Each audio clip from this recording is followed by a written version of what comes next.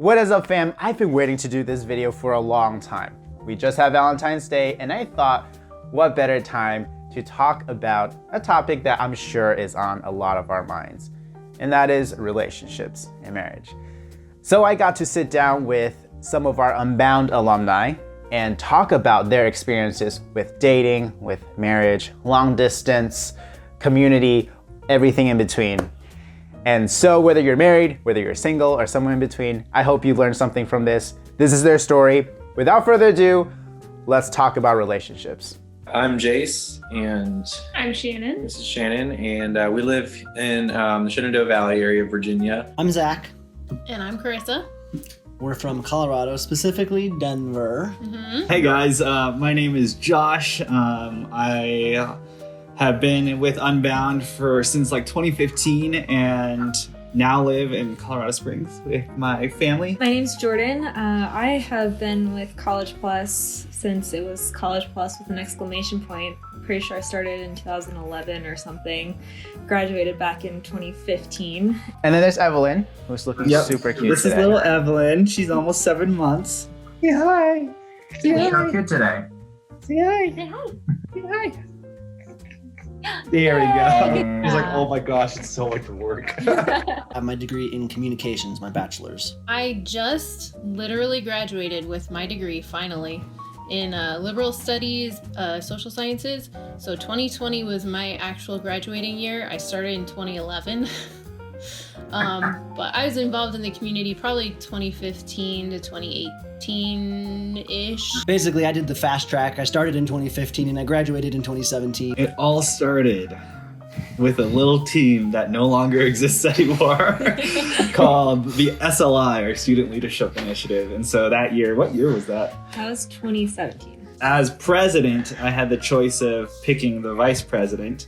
And 2 people volunteered, and one of them was Jordan. And so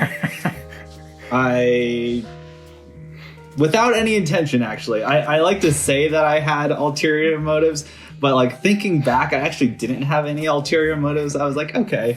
Then we started just kind of working together, and one day you messaged me on Slack and said that you had a doctor's appointment and you weren't sure if you were going to be able to make the meeting to lead it, so you asked if I could, or you asked for my number so you could text me if you weren't gonna make it so I could lead the meeting.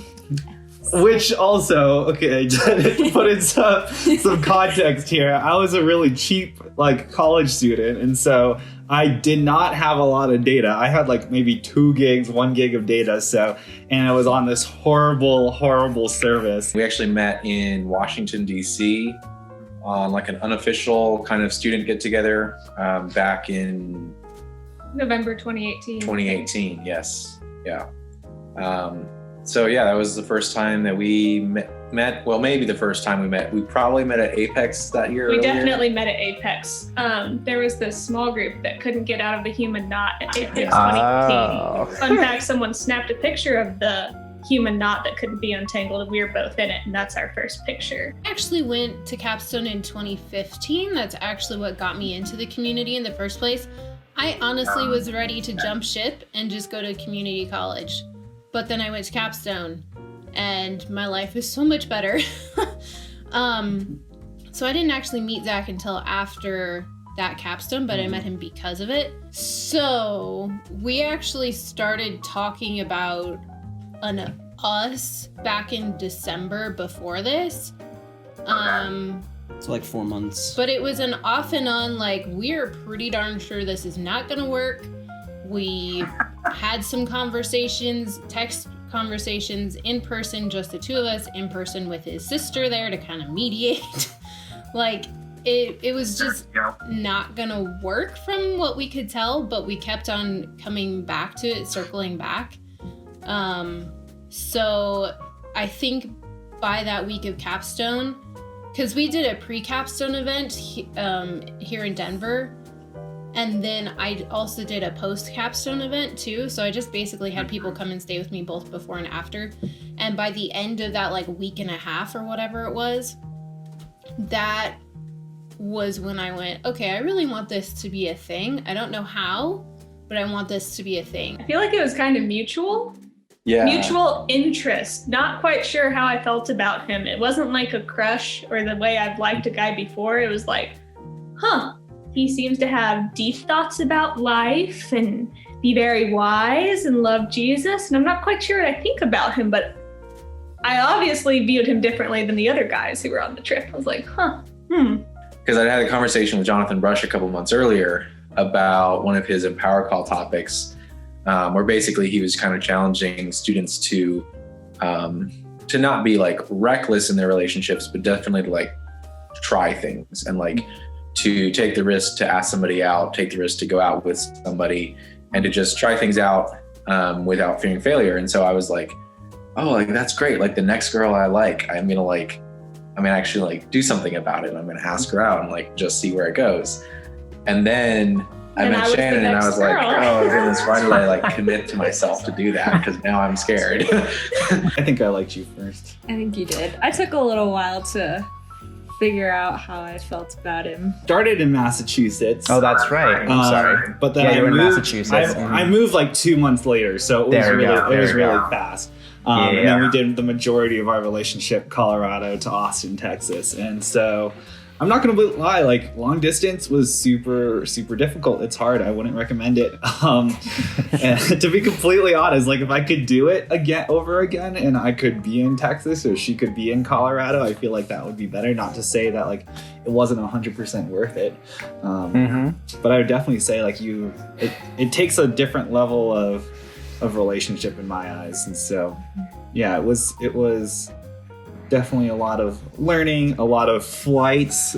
So for all you Unbound people out there thinking about getting into a long distance relationship, cut out all that nonsense about no credit cards because you're going to need one. Get a travel credit card and use those points. Amen. Funded probably like 75% of my flights, those points right there. really hard. We got to see each other about once a month on average. There was a couple times we went longer than that. Like during the summer of 2019, I think we went 2 months, which seemed like a really long time. But it was fun because when we did see each other in person, it was usually for about a week at a time, at least. And we got to spend like 12, 14 hours a day together because we worked remotely and I was working on school through Unbound and Thomas Edison University and stuff. But it was always really hard to leave. And the only time I didn't cry a lot when we were saying goodbye and he was dropping me off at the airport, or I was dropping him off at the airport, was right after we got engaged because I was on. Woo! I'm so happy. Maybe in the sense of like, I hadn't really had, long distance friendships or anything like that before Unbound. So I think, learning how to, bridge those distances and still like keep a friendship alive. And even too, just seeing like that. I mean, for me, my one vow to myself was that I was never going to get into a long distance relationship. Here we are, right? Yeah. I mean, I think. And then Jordan came along, and we were like, "Ooh, okay, Josh." That. Like we're changing directions. But two things. I think one, that Unbound modeled really good long distance relationships. I mean, Abe and I are a result of that. Shout out to Jared.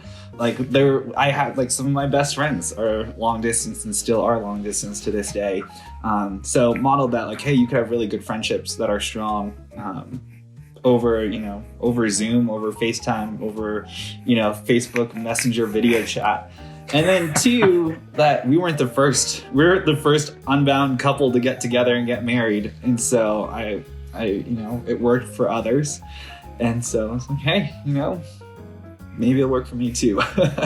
It obviously wouldn't have happened if we hadn't been doing Unbound. Right. But outside of that, I don't know if it had too big of an impact per se. I think it had an impact in that we had both done the leadership courses, so we had solid communication skills that we put into practice in our relationship. And I think we had the friendships surrounding us, so when we felt like we were crazy wanting to be together, when our families were like, I don't know guys, we had the Unbound community always rooting for us.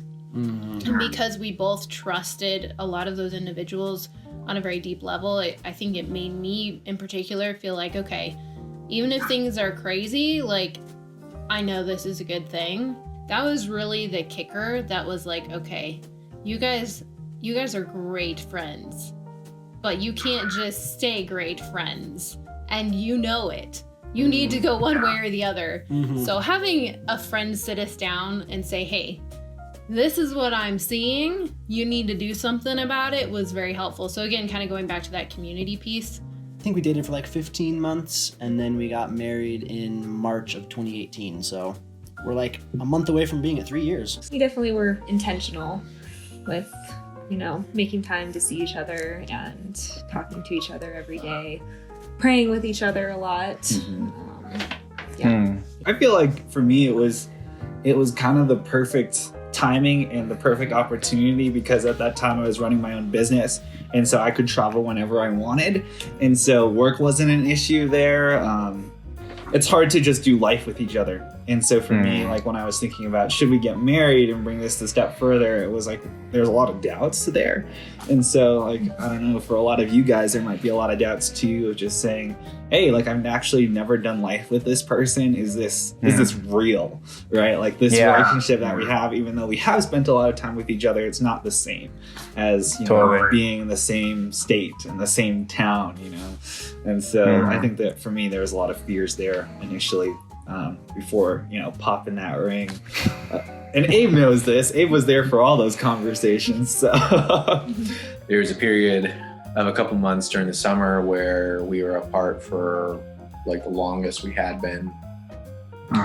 And I was also trying to find a job that would like pay enough to support a family and stuff so that I could, propose, and wasn't really getting anywhere with that. And so it's just like very frustrating and kind of discouraging of like, I'm trying to like get my life together financially to like do this, and it was tough, but It was a very good opportunity for trusting God, though. yeah, it was a good opportunity for trusting God and building deeper intimacy with God.